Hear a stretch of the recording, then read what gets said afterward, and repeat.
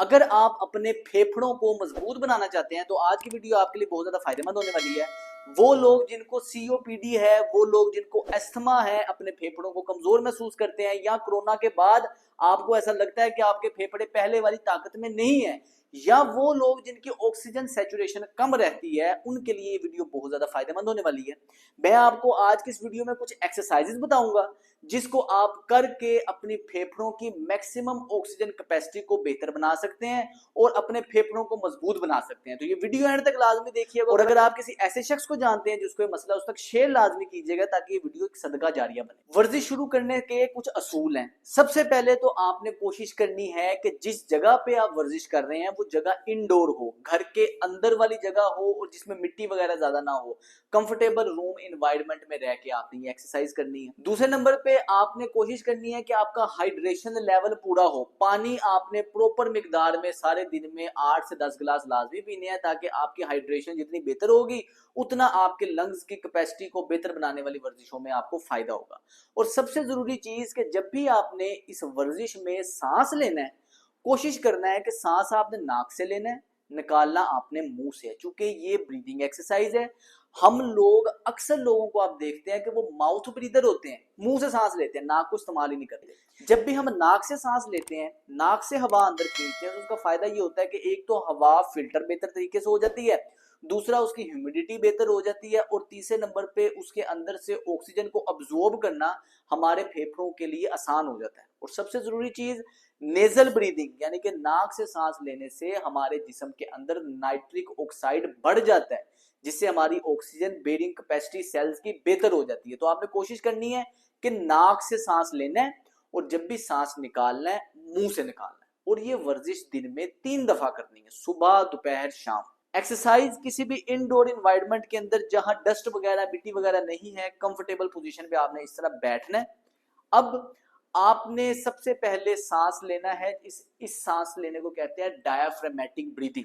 अक्सर लोग सांस लेते हैं अपने चेस्ट से सांस ले रहे होते हैं, पेट को इस्तेमाल कर ही नहीं रहे होते, डायाफ्राम के मसल्स को इस्तेमाल कर ही नहीं रहे होते। डायाफ्राम मसल बेसिकली हमारे पसलियों के नीचे इस जगह पे अटैच होता है। जब हम सांस लेते हैं तो ये मसल नीचे को होता है, जब हम सांस निकालते हैं तो ये मसल ऊपर को चले जाता है।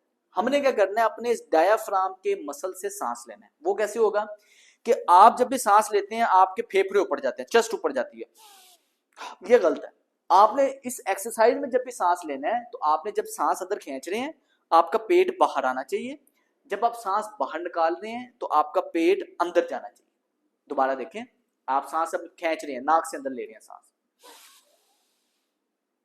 आपने हाथ पेट पे रख लेना ताकि आपको महसूस हो सके। आपने जब सांस लेना है अंदर, आपका पेट बाहर आए। अब जब आप सांस निकालेंगे,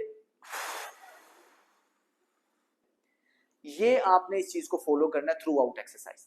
करना इस तरह है, पहली एक्सरसाइज कंफर्टेबल पोजीशन में बैठ के नाक से सांस लिया, और जब सांस लेना आपने ऊपर देखना है, पेट बाहर आना चाहिए।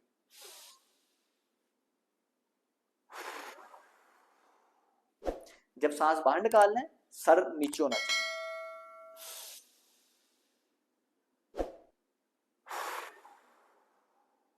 और जब आपने सांस लिया, 2 से 3 सेकंड सांस को अंदर रोकना है ताकि आप फेफड़ों का जोर लगे, फेफड़ों की थोड़ी सी कैपेसिटी बेहतर हो, फेफड़ों में स्ट्रेच आए। फिर से देखें,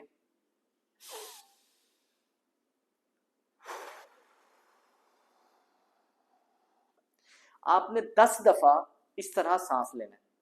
और जब भी आप इस तरह नेजल ब्रीदिंग कर रहे हो, साथ आपने पानी के गिलास रखना है, ताकि अगर आपको प्यास लगे, आपको ऐसा लगे मुझे हल्के से चक्कर आ रहे हैं, एक एक करके सिप आपने वो लाजमी लेते रहना है। 10 दफा आपने ये वर्जिश की। इसके बाद दूसरी वर्जिश है, सेम इसी तरह बैठे हुए आपने अपने दोनों हाथ इस तरह पसली पर रख लेना, जिस तरह हम कमर पर रखते हैं, आपने इस तरह पसली पर रखना है। अब आपने सांस लेना है, सांस बाहर निकालना है तो मुंह से निकालना है। और जब आपने पसलियों पे ये प्रेशर रखा हुआ है तो इससे हो ये रहा है कि रेजिस्टेंस क्रिएट हो रही है, सांस लेने के लिए हमें जोर लग रहा है, और जो इंटरकोस्टल्स आपके मसल्स हैं वो ट्रेन हो रहे हैं। जैसे पसलियों पे हाथ रखें, बिल्कुल सीधे पोस्चर में बैठे हैं।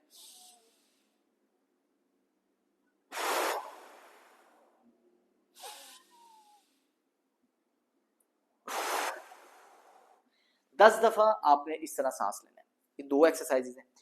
तीसरी वर्जिश ये है कि आपने इसी पोजीशन में अपने हाथों को, उंगलियों को के अंदर उंगलियां इस तरह डालनी है, हाथ अपने सर के पीछे इस तरह रख लेना है। अब आपने जब सांस लेना है सर ऊपर उठाना है, जब सांस बाहर निकालना है तो राइट साइड पे इस तरह बाहर निकालना है, फिर सांस लेना है लेफ्ट साइड पे इस तरह बाहर निकालना है। देखें जरा, ये आप सांस ले रहे हैं,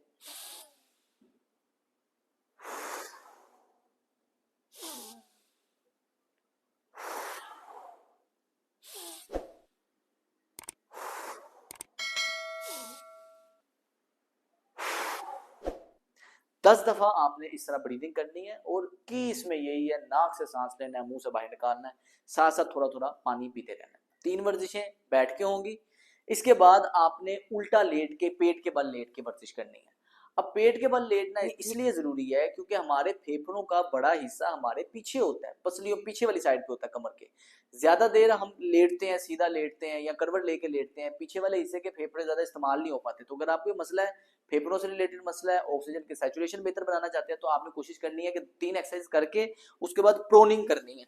किसी भी किस्म के तकिए को लेके इस तरह रख लेना नीचे, इसके ऊपर आपने उल्टा लेटना है।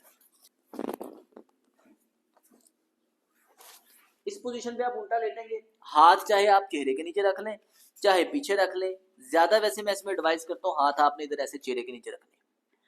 अब इस पोजीशन में फिर ऐसे आपने ब्रीदिंग करनी, गहरा सांस लेना नाक से, जितना आप अपने फेफड़ों को हवा से भर सकते हैं आपने सांस लेना है।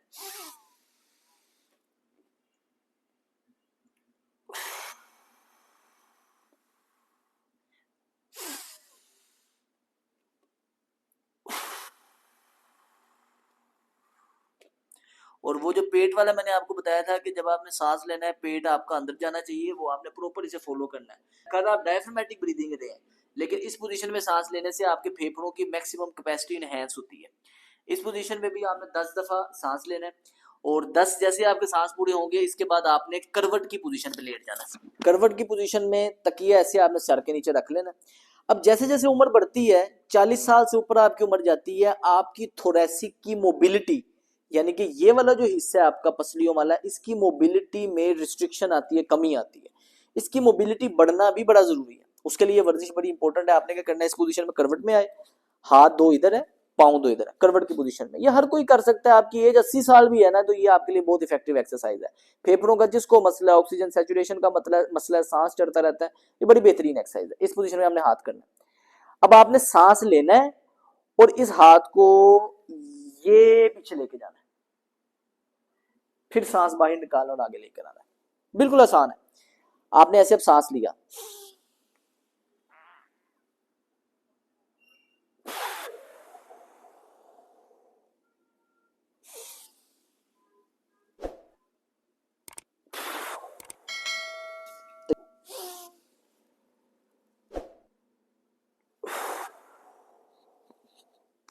इस तरह आपने दोनों साइड पे करना है। ये मैं अपनी राइट करवट पे लेट के कर रहा हूं, इसी तरह आपने अपनी लेफ्ट करवट पे लेट के करना है। और आपने दोनों साइड पे 10-10 की आपने ये सेट करने हैं, यानी कि 10-10 दफा आपने सांस लेना है।